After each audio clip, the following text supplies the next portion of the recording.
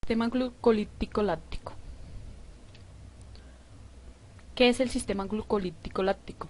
Es un método de producción de ATP, adenosintrifosfato, en la cual se implica la liberación de energía mediante la descomposición de la glucosa. ¿Dónde se da este proceso? La glucólisis se lleva a cabo en el citoplasma de todas las células. Hablemos un poco del citoplasma. Su función es albergar los orgánulos celulares y contribuir al movimiento de estos. El citosol es la sede de muchos de los procesos metabólicos que se dan en las células. La glucólisis es la ruptura de la molécula de la glucosa, con la finalidad de obtener energía para la célula, y es el proceso metabólico más rápido para dicha acción. Esta consiste en 10 reacciones enzimáticas consecutivas que convierten a la glucosa en 2 moléculas de piruvato, el cual es capaz de seguir otras vías metabólicas y así contribuir entregando energía al organismo. La glucosa se encuentra compuesta por 6 carbonos, 12 hidrógenos y 6 oxígenos. Las 10 etapas de la glucólisis. La etapa número 1 se encuentra la glucosa y gracias a la enzima hexoquinasa se convierte en una glucosa 6-fosfato. ¿Qué pasa con esto? La hexoquinasa hace que se fosforice la glucosa y esto hace que aumente la energía. Al realizar este paso, la glucosa 6-fosfato no puede salir de la célula, lo cual nos permite continuar con los siguientes pasos. La etapa 2 es el paso de la glucosa 6-fosfato a fructosa 6-fosfato. Esto se lleva a cabo gracias a la enzima glucosa 6-fosfato isomerasa. Etapa número 3. Fructosa de 6-fosfato gracias a la enzima fosfofructoquinasa 1, y esto pasa a la fructosa 1,6-bifosfato. En esta etapa se utiliza un ATP debido a que se fosforiza la fructosa 6-fosfato. Etapa número 4. En esta etapa la fructosa 1,6-bifosfato se divide en 2 moléculas. Una es la dihidroacetona fosfato y la gliceraldehído 3-fosfato por la ayuda de la enzima aldolasa. En la etapa número 5, aquí es la ruptura de la dihidroacetona fosfato para cambiarlo a una molécula de gliceraldehído 3-fosfato.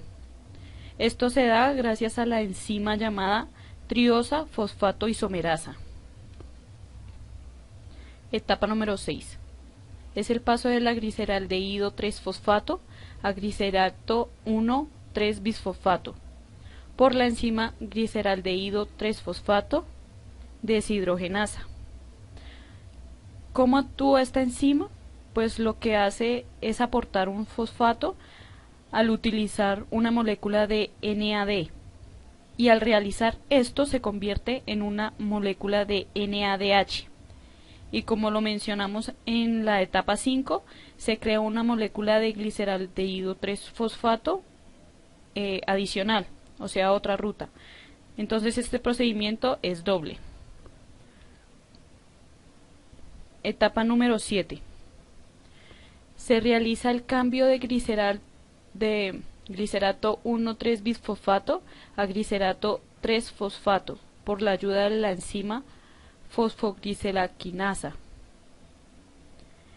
Esto se da porque se pasa un grupo de fosfato a una molécula de ADP, y es aquí donde se crea la primera molécula de ATP. Recuerden que desde la etapa 6 los procedimientos explicados se están realizando por doble vía, o sea que no sería una molécula de ATP sino 2 moléculas. Etapa número 8. Se realizará el paso de glicerato 3-fosfato a glicerato 2-fosfato, gracias a la enzima fosfoglicerato mutasa.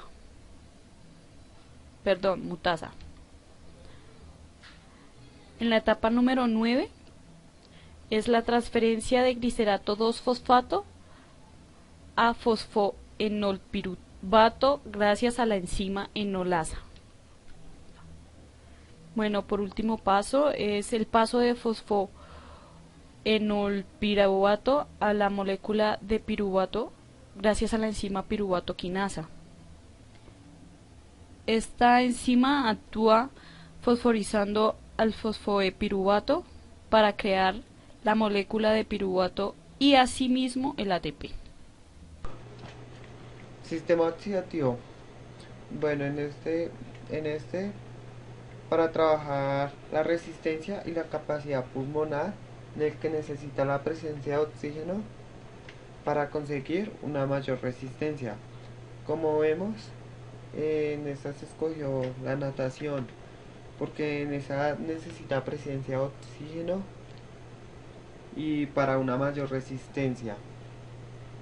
Entonces, a continuación veremos la explicación del uso muscular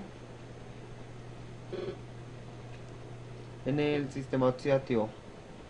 Pasa al ATP, luego se convierte en ADP, pasa a glucosa 6-fosfato, en el cual queda convertido en gliceraldehído 3-fosfato, luego este se convierte a piruvato, en el cual este se convierte en lactato por la enzima del lactato de la deshidrogenasa, y el lactato es entonces transportado fuera de la célula de circularización, y en esta la conversión del piruvato a lactato es un mecanismo de deshidrogenasa generado por el gliceraldehído 3-fosfato de la icotaninamida de la adenina. En esta ocurre la reacción de la deshidrogenasa, luego pasa al círculo de Krebs, que se lo va a explicar mi compañero Gerson más adelante. Está el oxígeno tras la producción del trabajo de ejercicios estable, cuando aumentan los músculos. Bien, como podemos ver, aquí para empezar el ciclo de Krebs vemos el piruvato, quien como vemos está conformado por 3 átomos de carbono y 3 átomos de oxígeno, pero que interviniendo con una enzima que se llama piruvato deshidrogenasa, actúa como liberador de dióxido de carbono, que sería sacando un carbono de los que tenemos aquí y liberando NADH más H positiva, que significaría energía, un poco de energía. Como sacamos el carbono, el piruvato deshidrogenasa me convierte el piruvato en acetilcoenzima A, que podemos ver aquí, salió ya un átomo de carbono, que aquí venía siendo 3 el piruvato y aquí quedó en 2. También quedó con una molécula de un átomo de oxígeno, azufre y una coenzima A. Aquí tenemos varias enzimas que actúan en cada fase. Primero tenemos el citrato sintasa, que actúa en el acetilcoenzima más agua y da paso a la liberación de la coenzima A y da paso a la formación del citrato, que como vemos aquí es la unión de 2 átomos más 4 átomos del citrato, da la formación del citrato.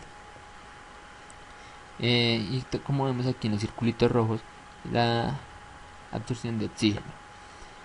En este proceso viene otra enzima. Como podemos ver, las enzimas están la conitasa, el maconitasa, el isocitrato deshidrogenasa, el alfa-acetglutarato deshidrogenasa y el succinilcoenzima sintetasa, y entre otros que van a ir formando cada ciclo. Bien, y vamos aquí en el citrato. Aquí en el citrato vemos que interviene la enzima aconitasa, que da paso a la liberación de agua o también deshidrogenasa y da la formación de cis-aconitato. En este proceso vemos todavía que nuestra molécula tiene todavía los mismos 6 átomos de carbono. En este paso da lugar a la misma enzima aconitasa, pero en este paso el agua ya no sale, sino regresa al agua hidratando la molécula, perdón, y dando la formación de isocitrato. En este paso podemos ver que todavía las moléculas, los átomos de carbono siguen siendo los mismos, 2, 4, 6 átomos, los mismos átomos de oxígeno. En este paso da la liberación, en el isocitrato, da la liberación de NAD más NAD más H+, que como lo podemos ver aquí, el primer paso para la obtención de liberación de energía, que más o menos está calculada por 3 ATP en este paso. Bien, entonces viene el isocitrato deshidrogenasa, que lo podemos observar aquí con el puntero del mouse, y también vemos que se da el proceso de liberación de un átomo de carbono, pero sale como dióxido de carbono. Entonces podemos contar aquí nuestra molécula que ya no tenemos los mismos 6 átomos de carbono que teníamos acá, sino vamos a tener uno menos, que serían 5. 1, 2, 3, 4 y 5. Y también vamos a tener reducción de oxígeno por el proceso de liberación de dióxido de carbono. En este paso damos lugar al alfa-cetoglutarato, quien en este proceso también se va a hacer un proceso de liberación de energía, que también está más o menos entre los 3 ATP o entre un ATP. Vemos acá el NAD, el NADH, el H positivo, y se da otra vez el proceso de liberación de CO2 máximo, de CO2, perdón, que es el mismo dióxido de carbono. Y ya podemos ver que ya no tenemos 5 átomos como aquí, pero ya vamos a tener 4 átomos más un átomo de azufre y coenzima A. Bien, en este proceso podemos ver acá que se convierte en succinyl coenzima A, y en este proceso viene a intervenir esta enzima que vemos aquí de color rojo, esta subrayada, y también se va a dar un proceso de liberación de más energía. Viene aquí también el paso del succinato, que no tiene casi ningún cambio que cuando veníamos en el cambio anterior, pero viene sí interviniendo el succinato de deshidrogenasa y da la liberación de una coenzima Q. Bien, luego llega el paso del fumarato, y luego interviene el agua más la fumarasa, que es otra enzima, da a convertirse en malato, y se da otro proceso de liberación de energía por medio del malato de deshidrogenasa, que podemos ver aquí. Y finalmente podemos ver el oxalacetato, que es el fin más simple del ciclo de Krebs. Es donde vemos que en estos 3 pasos se obtuvo la mayor cantidad de energía posible del piruvato que teníamos aquí. Este proceso del piruvato, sin el ciclo de Krebs, tendríamos solamente el 2,2% de la energía.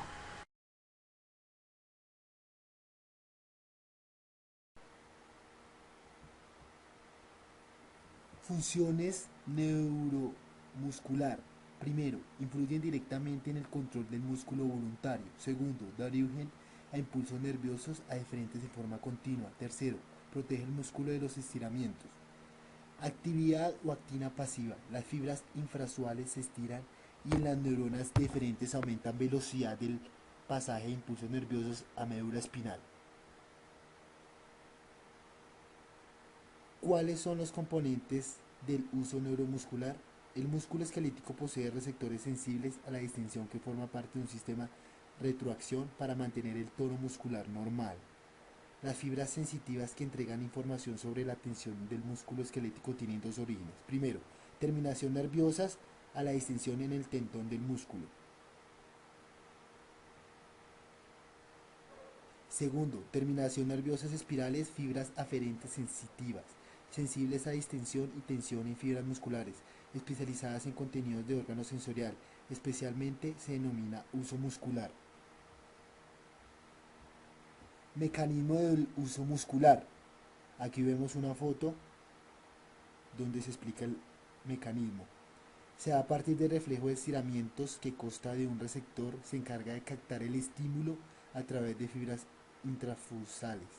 Vías aferentes, constituidas por axones de neuronas sensitivas, se encarga de transportar los impulsos nerviosos donde los receptores hacia el sistema nervioso se encargan de intervenir y aparecen las terminaciones primarias, fibra de tipo 1 y fibra de tipo 2. Centro nervioso, ubicado en la médula espinal y compuesto por una neurona sensitiva, una neurona intercalar o interneurona y una motoneurona a nivel del sistema nervioso.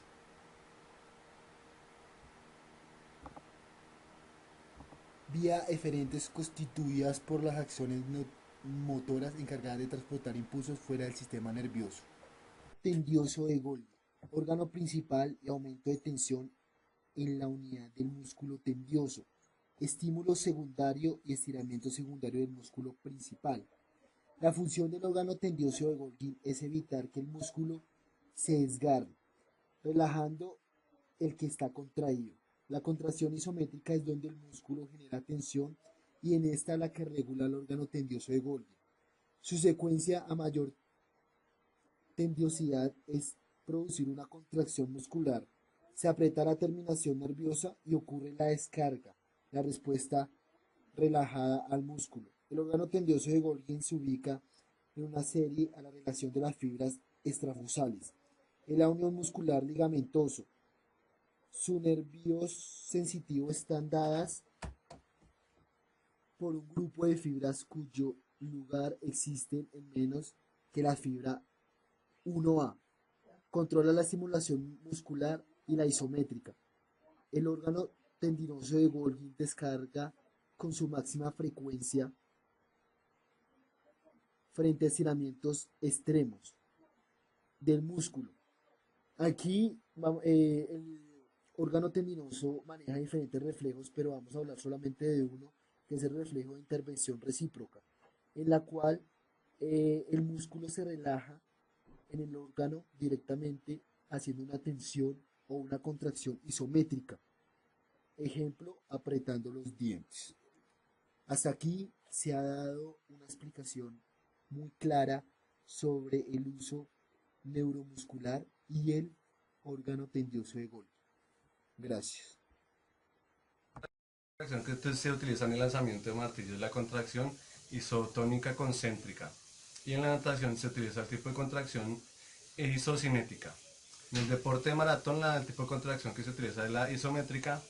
Y ahora viendo el tipo de fibras utilizadas en la maratón, se utilizan las fibras rojo concéntrica, que son de contracción lenta y de resistencia. Y en el martillo y en la natación el tipo de fibras utilizadas son las tipo 2B, que son blancas de contracción rápida.